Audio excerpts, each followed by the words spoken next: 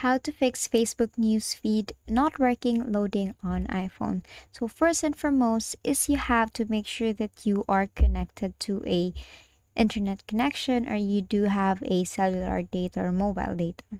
Now, if you're connected and you still have the problem, so what you can do next is to make sure that your application is updated. So go to your app store and look for Facebook and make sure if you'll see an update button there, click on that and wait for it to be updated and it will fix your problem. Now, let's say you have already done those and you still do have the problem such as Facebook newsfeed not working.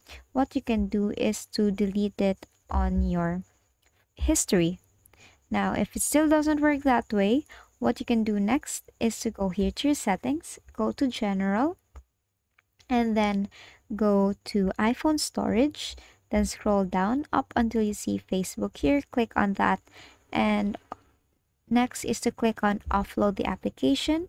So basically it will just refresh the application and then reinstall the application, but don't worry, the accounts that are saved there are still in there. Basically it will just refresh the application and wait for that to be reinstalled, and that will then fix your Facebook. Then basically it will now fix your Facebook newsfeed not working loading on iPhone.